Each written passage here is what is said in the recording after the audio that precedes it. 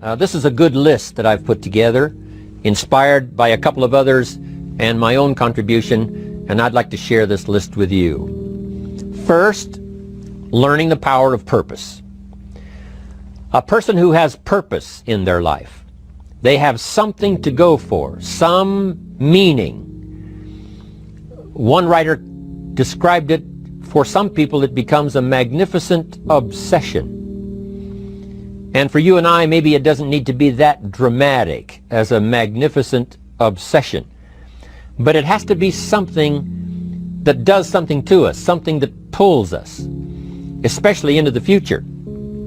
You know, there are many influences on us. One is the influence of the past. Some people are always pulled back by the past.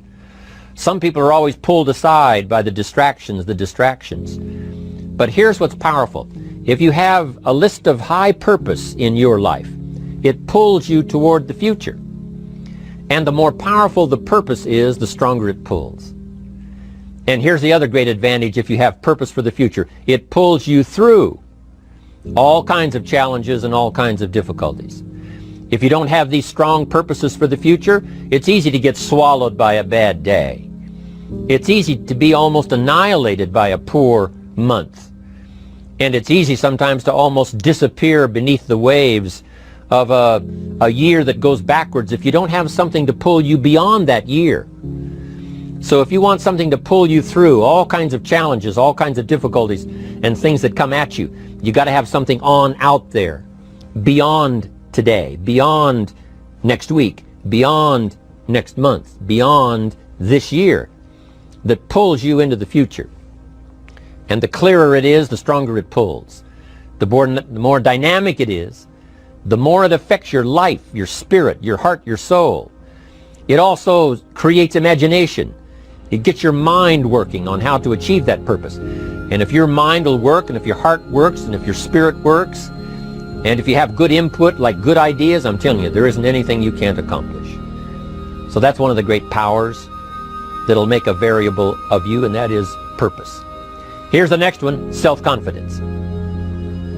Where does self-confidence come from? And this is the best advice I can give you on that. Not neglecting, first of all, the small daily disciplines. Self-confidence really comes from feeling good about yourself. And one of the best ways to feel good about yourself is at the end of the day to know that you poured it on. You did your best. If you conducted a meeting, you did the best you could. If you made a phone call, it was the best phone call you could possibly make. If you wrote a letter, it wasn't a casual letter, it was your best letter. At the end of those kind of days, when you feel good about yourself, self-confidence starts to rise. You know that if you can have this kind of a good day, you can have another one the next day, and those days become the weeks become the months, and the month becomes a powerful year. Self-confidence comes from the lack of neglect. If you will not neglect to do the small daily disciplines, that's where self-confidence comes from. Part of good health is self-confidence. I know I'm going to be healthy. I take the Herbalife products. I eat the apple a day. I walk around the block. I do the jogging on the beach. At the end of the day, when you've really poured it on and you've done all the stuff, self-confidence grows. That self-confidence affects your health. It affects your future. It affects your psyche. So this is true. One of the great powers is self-confidence. Self-confidence means willingness to do whatever it takes to achieve. Some people say, well, I'll do it for a little while and see what happens. You know, I'll try a couple of things. If that doesn't work, I'm out of here. And all of us know that that kind of person doesn't have much of a future. But if you're willing to do whatever it takes, if I have to learn a couple of things, I will learn those things. If I got to learn 5 or 6 things, I'll learn all 6. If I have to take an extra class, I'll take an extra class. If I've got to read the books, I'll read the books. If I have to consult with people who know more than I know, I will do the necessary consulting. Whatever it takes, I will do. That starts to develop unbelievable self-confidence. Self-confidence also comes from the ability to rise above your circumstances. To rise above what happens, the petty little things, the discouraging things that would sink everyone else's ship except yours, that would cause someone else to quit early in the day, but you keep going. That kind of willingness to overcome all circumstances, whether it's the little challenges or the big challenges, if you're willing to do that, I promise you, this kind of power will work for you, and in you, the variable, it'll make a difference. The third on the list I had was enthusiasm. And here's what I wrote about enthusiasm. Enthusiasm that's powerful is mostly enthusiasm that is enthusiasm inside, 90%, 10% outside. We all know what the enthusiasm is like when somebody lets us see their enthusiasm, which is like the 90%, and only 10% of it is inside. But the enthusiasm that really affects people is not just being loud, but the enthusiasm that runs deep, the enthusiasm that comes from deep inside, created by self-confidence, created by purpose, created by genuine willingness to help other people. That kind of enthusiasm, knowing that you're going to get the job done, knowing you're going to affect people, knowing you're going to have testimonials flowing in from all kinds of directions. That kind of enthusiasm.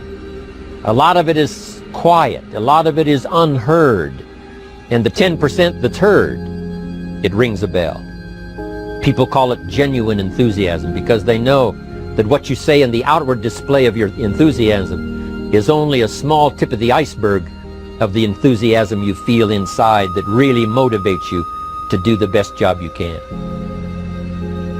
Next on my list to help you become the powerful variable is expertise.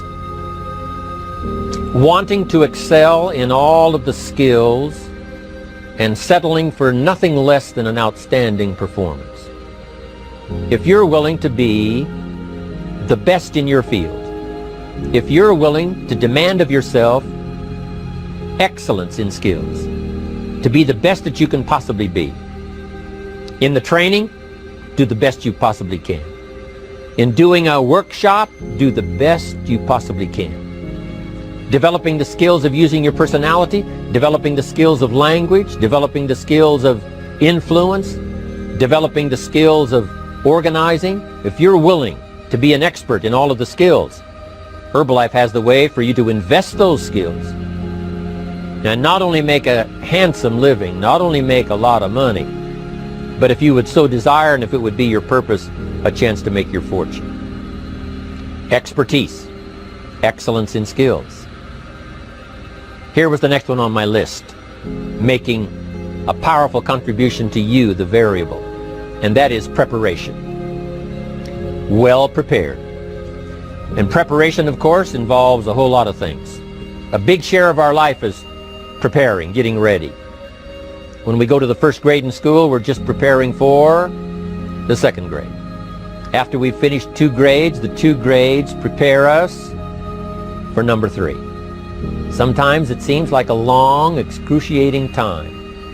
And the time will just seem like it'll never come when we can finally have the performance that we really want. But it takes time to prepare. It takes time to get ready. And the decisions you make in the preparation time, those are the decisions that last for a lifetime. Preparing to have a good day. It's that preparing, maybe the night before, maybe the couple of days before the day that you're going to put everything together. The preparation for a meeting means that you've taken it serious. The preparation for doing a workshop means you're serious about the workshop. You want to make the best contribution. That kind of preparation is important. But here's preparation that's very vital, and that is to prepare yourself for success. Life seemingly does not wish to waste success on the unprepared. Life says, why waste a fortune on this person? They're not prepared to do the right things with it. They're not prepared to use it wisely. If a fortune was bestowed upon this unprepared person, it would probably be wasted. The people that could have been touched won't be touched. What could have been done won't be done because this fortune will have been wasted on the unprepared person. So not only look for fortune, not only look for the promise, but prepare yourself and ask of yourself, what can I do to make myself ready?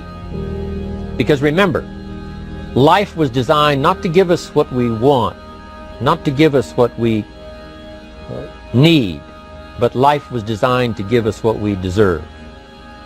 Every value in life must be paid for, and those that pay are the ones that get it. It says those that give receive. Someone says, I wish to receive, I wish to receive. You don't have to concentrate on receiving. Just become a good giver. It says those that search will find. Someone says, well, I need to find some good ideas to help change my life for the future. Then to find good ideas, that doesn't come because you need them, it comes because you search for them. If you want good ideas, you got to go after them. You got to go to the class, you got to go to the workshop, you got to go to the training, go to the book, right? You got to go to the journal, right? Go where good ideas are being taught, go searching, go looking, because good ideas are not going to be wasted on those that are not seeking, searching, well prepared. So, prepare yourself to be ready for fortune when it comes, to be ready for challenge when it comes, to be ready for opportunity when it comes. Opportunity comes along and passes by the person that is not well prepared. I want to prepare myself this year for next year. Yes, I wish to be effective this year, but I'm also thinking of ways, how could I be better? How could my ideas be more powerful? How could they be sharper, more clear? How could I reach some people next year that I perhaps can't reach this year? I haven't reached deep enough into my own soul to affect some people. Some people just pass by and say, hey, what a good speech. But how could I make it stronger than that, deeper than that, more powerful than that? I cannot be as powerful as I could be next year. You know, you can't go to the 10th grade in the 5th grade. You just got to go through the grades, but the more you are prepared, when the 10th grade finally comes, now you can cash in and get 2 times, 3 times, 5 times more value from it by being prepared. I want to do my best this year for Herbalife, but I also want to get ready for next year, 1999. And then when the year 2000 comes at the turn of the century, I want to be well equipped by language, by instinct, by temperament, by personality, by influence, to really be valuable the year 2000, 2001, 2, 3, 4, 5. That's my goal. I'm sure it's your goal. Now here's the next one. There's great power in self-reliance. Self-reliance means you simply look mostly to yourself. It would be nice if someone just gave you this, gave you this, gave you this. It would be nice if everyone did their job exactly as they're supposed to do it. But here's what you've got to do. Primarily rely on yourself. Primarily say, I'm the person responsible. And I will learn the necessary skills so that I can help people learn their skills. If I need lots of people to do certain things to build my organization, that is what I must have. But I've got to be the final backstop. I've got to be the final one that people can rely on. So that if this is missed and this is missed, I can catch up. I can fill the gap. I can do the job. We have to do it when we conduct meetings. We have to do it when we conduct training. We have to do it when we're in a class of just a few. What someone might have missed, we're there to fill in. Self-reliance. Primarily, we're learning to count on yourself. So that you can do this. Never complain and never explain. Here's the next key power, and that's image. There's many parts to image. The image that others see you as. The image you have with other people. And it's very important how other people see you. If they don't see you as a leader, chances are they won't pay attention. If they don't see you as being in control, chances are they won't have the trust. If they don't see you as knowing where you're going, what you want to accomplish, they probably won't follow. But if people can see you, if you have the image of someone that's in charge, in control of your life, your future, your destiny, in control of the situation, if they see that, that kind of image is powerful. It helps to win the day. It attracts other people. People want to be around people that are in control, that are powerful, but they know how to use their power. Influential, but they know how to use their influence. That kind of image is important. But here's a very important image, and that is your image of your self.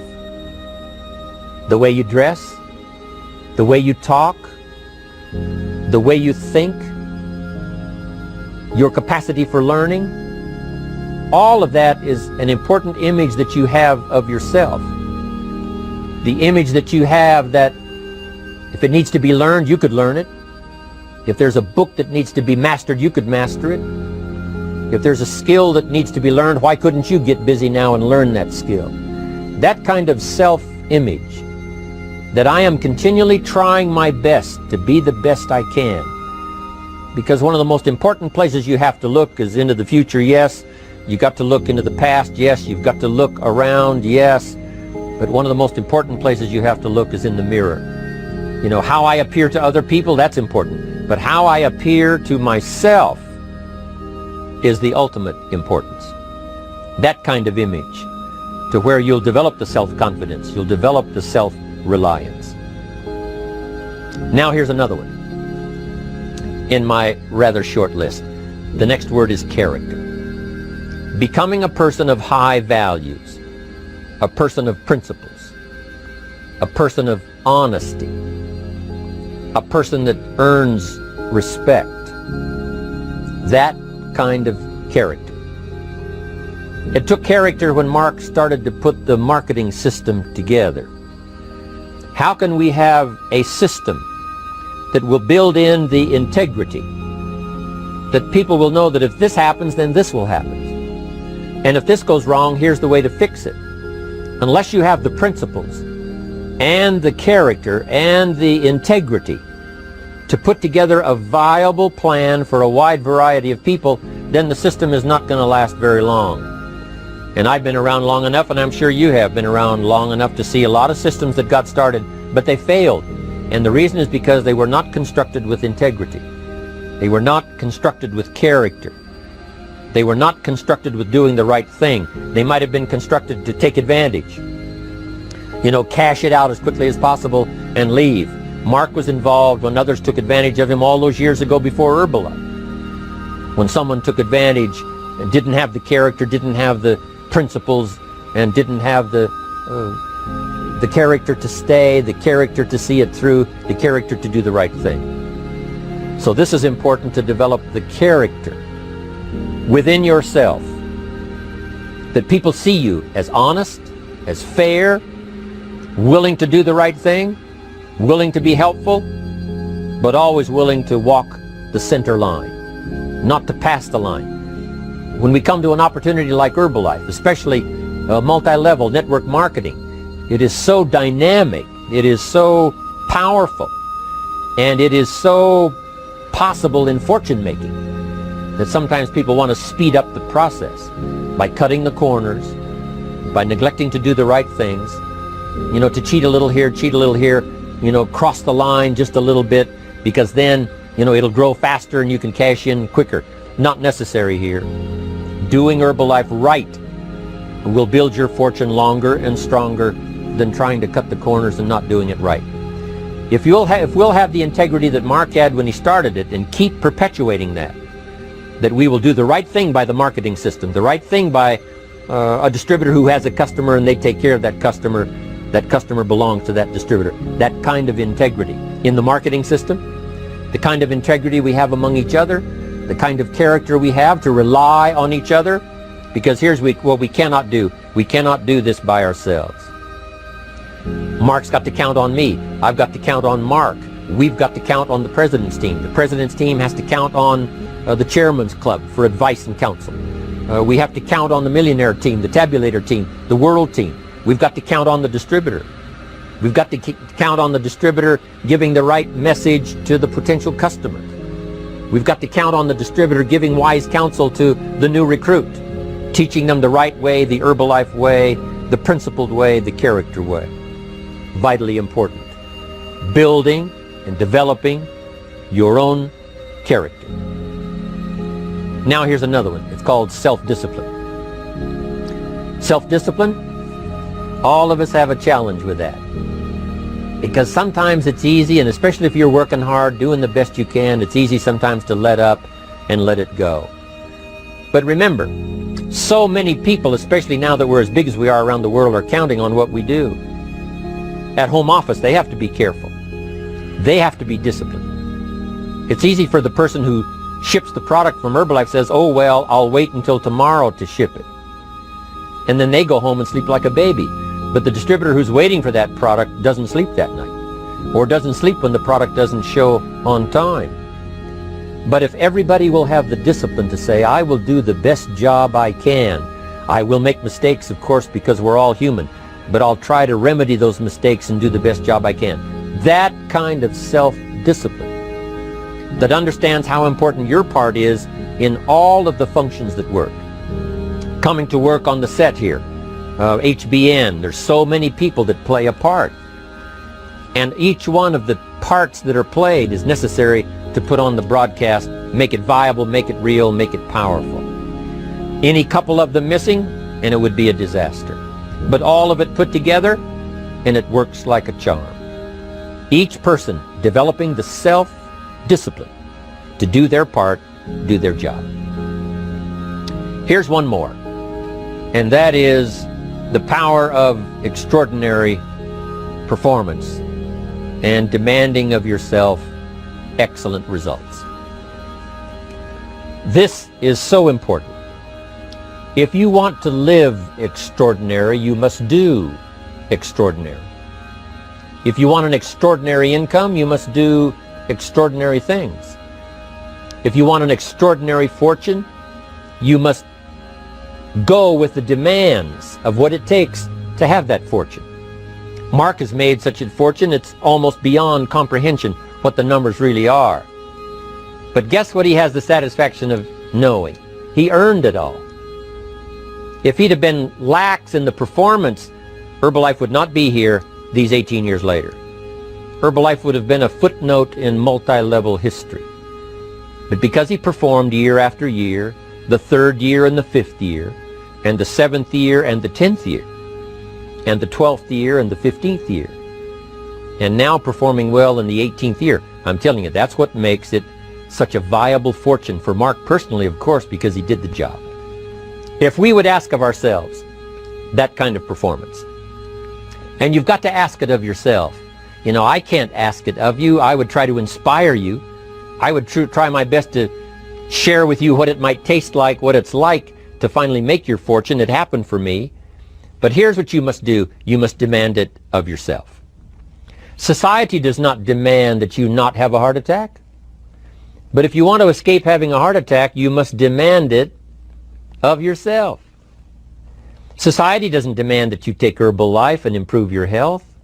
You have to demand it of yourself. Society doesn't demand that you jog around the block every morning. But if you want good health, you must demand it of yourself.